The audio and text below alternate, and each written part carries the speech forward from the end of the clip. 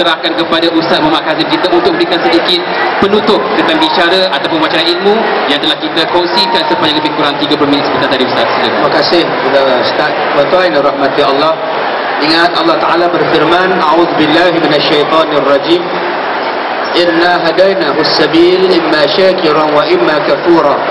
Sesungguhnya kami memberikan kepada kamu dua jalan hidayah. Allah kata dia beri kepada kita dua jalan hidayah, imma syakiran wa imma kafura. Sama ada kamu nak jadi orang yang beriman, orang yang bersyukur, atau kamu nak jadi orang yang kufur.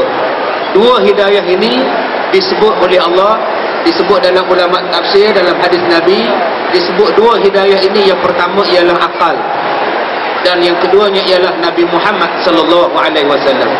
Jadi kalau kita nak selamat perjalanan kita dalam dunia ini, halal dan haram kita selamat, dua benda yang kita kena ikut. Yang pertama, gunakan akal. Setiap kali kita nak buat, nak bercakap, nak tengok, gunakan akal. Benda ni elok atau tidak. Yang kedua, setiap kali kita nak buat, nak bercakap, nak apa benda pun, tolong rujuk kepada Al-Quran dan hadis. Dua benda ini bila kita guna, akal dan hadis Nabi, akal dan Quran, akal dan hadis Nabi, ini insya-Allah. Sebab itu saya rasa Q&A berdasarkan kepada Quran dan As-Sunnah supaya hidup kita ni selamat. Jadi tuan-tuan, saya sangat menyokong majalah Q&A ini, sebab inilah yang disebut oleh Allah hidayah. Allah Ta'ala pakai, Allah Ta'ala berikan kepada hidayah, minta kita pakai hidayah itu. Jadi hidayah ni ada dua tadi dia sebut. Yang pertama hidayah akal, dan yang keduanya hidayah Rasul. Rasul itu ialah yang membawa kepada kita, yang menerima Al-Quran dan meninggalkan kepada kita hadis Nabi. Jadi dua benda ini. Dan yang terakhir, saya minta untuk anak-anak kita, kita sebagai ibu bapa, kita sebagai suami isteri, yang pertama, janganlah gaduh-gaduh. Bila mak bapak bergaduh, kesan kepada anak-anak, kesan psikologi pada anak. Yang kedua, saya minta pada mak bapak, tolonglah berkasih sayang. Berikan kasih sayang kepada anak-anak kita. Ya, kita tidak mahu bila anak kita dah meninggal, anak kita hilang, anak kita sakit, anak kita mati, baru kita nak menyesal. Berkasih sayanglah tuan-tuan. Ya, berkasih sayang, jangan gaduh-gaduh.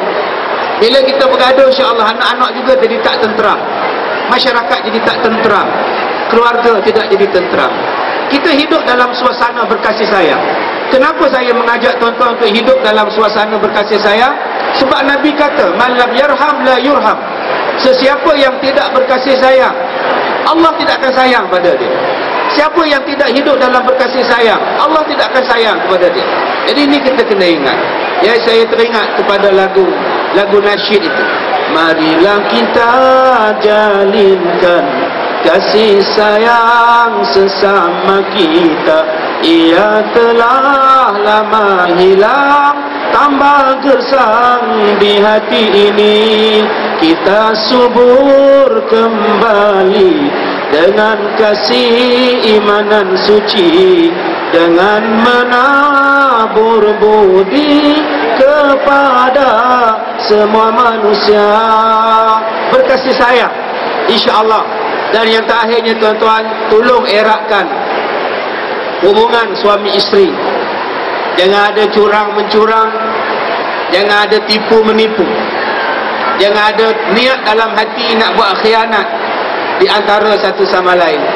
Sebab itu saya selalu dalam CD-CD saya, ceramah-ceramah saya selalu nyanyikan satu lagu yang ibu bapa, yang suami isteri kena amalkan selalu. Duduk atas katil, menyanyi, pegang tangan. Minum kopi sambil masak, nyanyi lagu ni. Suami menyanyi dulu. Aduhai adinda, dengarlah madah kekanda, tercurahlah cinta, ahai nyawa padamu juga. Nanti isteri sambung. Aduhai kekanda, junjungan kasihku puja, hidup bersumpah setia, ahai sayang kekal bahagia.